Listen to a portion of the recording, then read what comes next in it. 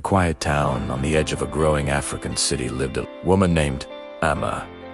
Amma was known for her kindness and patience. She had been married to a hardworking man named Kwesi, a skilled carpenter who had built a small but stable life for his family. Together they had 2 children, Kojo and Adwoa. Life was simple, but it was peaceful. Kwesi loved his family deeply. Every piece of furniture he built, every hour he spent in his workshop, was for them. Sometimes in the evening, when the children were asleep, he would sit with Amma outside their house. One night he told her something she would never forget. "Amma, if anything ever happens to me, remember that you and the children must always be protected." Amma laughed gently and said, "Nothing will happen to you. We still have many years together." But life had other plans. One rainy evening, Kwesi was returning home from work on his motorcycle. He never arrived. There had been a terrible accident on the road. By the time Amma reached the hospital, it was too late. Her husband, the father of her children, was gone. Amma's world collapsed in a single moment, but her suffering was only beginning. During the funeral, Kwesi's extended family gathered around. They cried with Amma. They comforted the children. They promised to support the family. But after the burial, everything changed. Kwesi's elder brother Kofi began making decisions. He took the keys to Kwesi's carpentry workshop. He started managing the land and property. When Amma asked questions, Kofi replied coldly, "You are only the widow.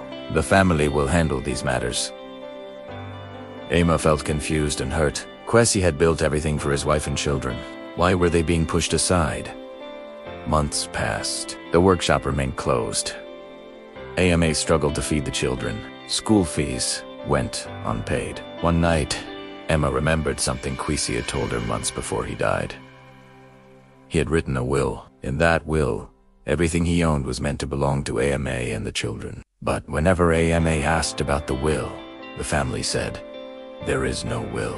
Deep inside, Amma felt they were hiding something. One afternoon, an old friend of Kwesi named Mr. Mensah came to visit. He had heard rumors about how the family was treating Amma.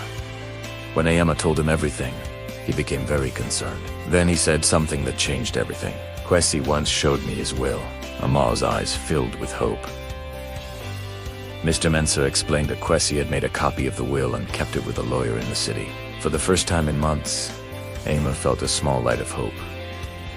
Mr. Mensah took Amma to see the lawyer. Soon the case was taken to court. When the will was presented before the judge, the truth became clear. Kwesi had clearly stated that the house belonged to Amma. The workshop belonged to the children. His savings were meant for their education. The judge looked at Kwesi's family and said firmly, "No one has the right to take what belongs to this widow and her children." Kofi and the relatives were ordered to return everything they had taken. Amma cried. Not from sadness this time, but from relief. Justice had finally spoken. Amma reopened Kwesi's workshop. At first it was difficult, but she learned quickly. The business slowly began to grow again. Hassan Kojo studied hard and later became an engineer. Her daughter Adwoa grew up determined to protect women like her mother. She became a lawyer who defended widows who faced injustice. Years later, people in the town would say, "They tried to break that family, but they only made them stronger." This story teaches powerful lessons. Greed destroys families. Widows deserve respect and protection. Justice may take time, but truth eventually wins. Loyal friends can become the voice of justice. A determined mother can rebuild an entire future for her children. And above all, never underestimate the strength of a woman fighting for her children.